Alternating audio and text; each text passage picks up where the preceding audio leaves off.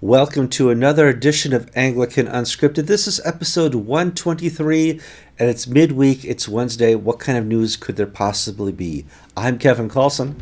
And I'm George Conger, and today's September 24th, 2014.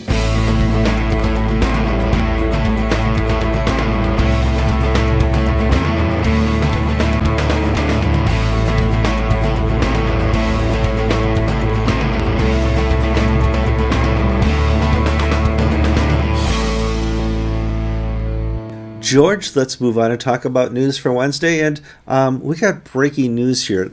Yesterday, we had the breaking news that Catherine Jefferts Schori has announced that she is not going to seek a second term or accept nomination or, if elected, serve, that's news in itself.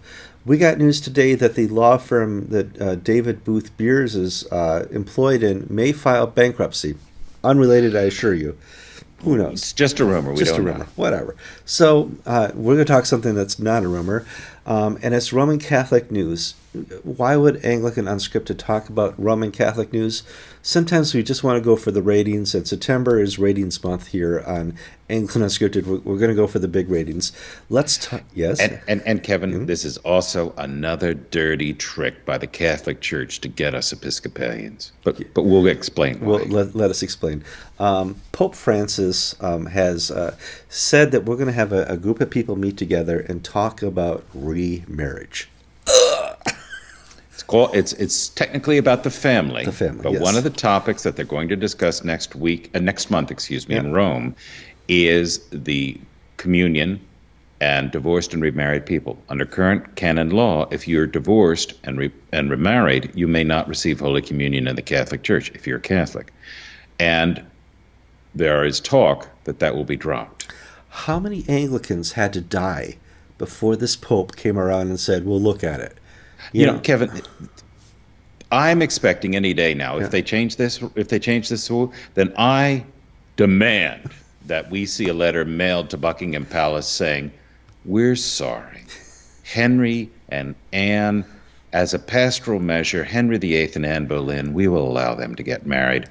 You know, we're sorry for Innocent VII or Clement VII being so mean. We're sorry. You were right after all. And this whole Church of England Reformation business, that was just a mistake. That if we had only been pastoral, it would have been okay." No remarriage, no peace. That's been my mantra for how long, George? So, yeah. But, and here, this is such dirty pool from the Catholics. Not only did Pope Clement start the Church of England, just as Catherine Jefferts Schori started the ACNA, yes. But Pope Benedict, he's stripping out the Anglo-Catholics by forming the Ordinariate. So we're being attacked from the right. Yep. And now, by allowing Catholics who are divorced and remarried to still be good Catholics, we're being attacked from the left, because half my congregation are ex-Catholics who have been divorced. Now, that's an exaggeration. Yeah, a little bit, yes. We get a lot of people. So we're going to lose converts from one corner and get sucked out from another. This is just dirty pool. It's dirty. So I demand an apology. Reparations is next, too. At least reparations. Now, let's talk about this in a little bit more serious fashion, because if the Roman Catholic Church is willing to look at this, are they now going to do liberal sexuality now? You're right. We need to sort of back up and give it a little bit of context and where it's leading. The Pope has gathered a synod to discuss the family. And one of these issues is divorce, remarriage, and communion. Ignatius Press, I believe, or Continuum Press, I'm not sure, one of the Catholic publishing houses has put out a book where there's 7 Catholic cardinals and a number of prominent theologians, including Gerhard Müller, the head of the Congregation of the Doctrine of the Faith, who have said this is why we must maintain the traditional teaching. And then there are liberals like Walter Casper. And Walter Casper is saying it's offensive that these people have put out a book just before the meeting because the Pope wants this change. Cardinal Casper is saying that the Pope is in favor of this change. Now, if they begin changing here, I expect the Catholic Church is going to start experiencing all the joys and delights that we Episcopalians have experienced for the last 40 years of having the sex wars break out. Now, if we thought it was bad in the Episcopal Church, just wait. what's on the horizon? Well, recently, the Cardinal Archbishop in Brazil, Cardinal Damasceno, Yeah. he gave a statement saying, well, the Catholic Church has always been in favor of stable gay unions. Sempre is the word in Portuguese that he used. Sempre in favor of gay unions. The Brazilian Supreme Court created gay unions. Now, we're not in favor of gay marriage, but we're in favor of gay civil unions, as long as they're stable and loving and faithful, because this is the pastoral thing to do. Now, there's a little bit of a problem with the Catechism saying that this is sin, but because it's a pastoral nature. So we've already got, and guess who one of the three leaders of this synod meeting is going to be? Cardinal Damasceno. He was selected by the Pope. Where are they headed? Recognition of gay unions, divorce and remarriage. The doors are opening up on the Catholic Church. And it may be a good thing, because that way we won't get all these kooky liberals who hate the Catholic Church joining our team. They can stay on their team. Well, now. it is interesting because from an outside looking in, remarriage is the unforgivable sin, or divorce is the unforgivable sin in the Roman Catholic Church. And at some point they're going to have to deal with it, because society is stricken by this plague of divorce. And, it's not perfect. In our church, in 40 years, we've had one divorce, and we are stricken by that one divorce. How do we have one? Lots of churches have more than I understand that, but how do we as a church, and the Episcopal churches, the Anglican churches are the gathered it, but how is the Roman Catholic Church going to tackle this, George?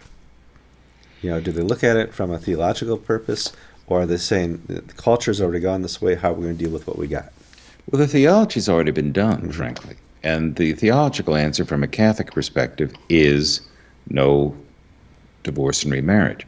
From an Anglican perspective, divorce, Jesus said, I hate divorce, but for pastoral considerations and for various theological issues, forgiveness, we permit it.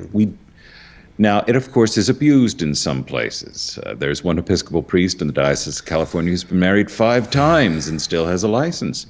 I think that's a bit much. In my diocese, if I should tell the bishop, God is calling me to leave my wife and marry my secretary, the bishop will say, well, God is also calling you to pursue your vocation as a taxi driver. We have different standards within the Episcopal Church, but it's not a theologically rigorous one as the Catholic churches have. We have a pastoral standard. And the problems with pastoral standards are the lack of uniformity, so that the church winds up teaching things that are different. Divorce and remarriage, human sexuality, those, when a priest is brought up in charges of living an immoral life, that has a different meaning in Orlando than in San Francisco, because there's no consistency of definition, and the Catholic Church is headed down that road. Well, you and I both hope this doesn't happen, because there would be no difference between the Episcopal Church and the Roman Catholic Church. I'm just hoping sometime next year they don't have another seminar series where they question or not whether there should be a pope.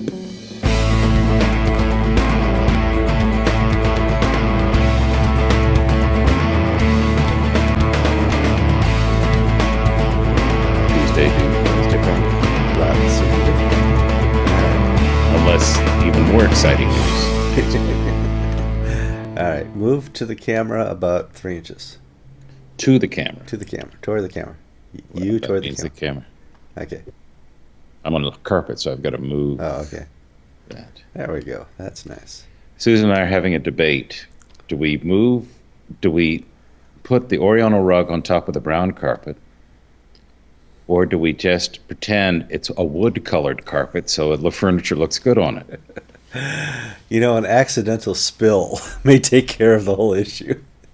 No, I mean, I just think of Cocoa Puffs. Yeah, somehow Mom's ugly rug got spilled on by Dad and had to be thrown out. I don't know how it happened, but my dad is a walking genius. So, yeah. Dad taught... Yes? I don't watch much TV. In fact, I don't watch any TV. Mm-hmm. So people talk about these shows that I have no clue what they are. But recently, and for years, we only have the one TV and we keep it in the living room. Mm-hmm. Well, because there's nothing in the living room right now except this table, which I took from the kitchen this morning. Mm-hmm. We've got the TV on a box in the bedroom. And last night, I started watching these television shows with Susan before we went to sleep, which I don't normally do. And I watched this show called The Office. And it was so funny. It is. You're missing out. The Office, I don't even know that's on the air anymore. It's a hilarious show. Well, it was on like one of these cable channels, TBS or something. And I'm just thinking, this is funny in a way I've not seen TV be funny in a long, long time. Yeah. If you like Office, you like Parks and Recreation. I, too, don't watch much TV, and everything I watches and reruns as well. I watch Seinfeld. Yeah. Well, I'll watch that when it's on. I'll watch Everybody Loves Raymond. That's kind of the documentary of my family.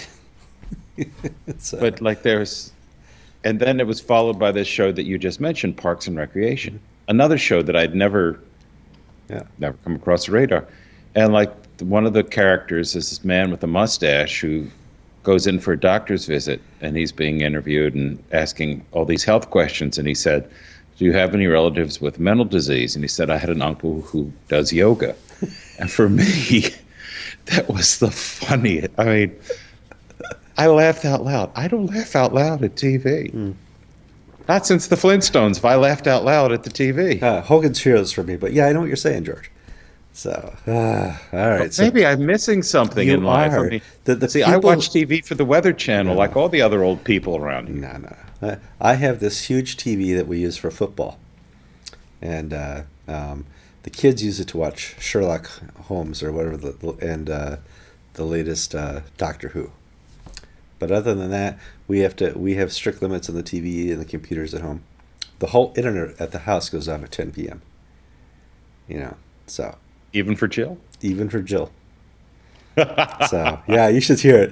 I need an extension. You gotta. Nothing I could do, dear.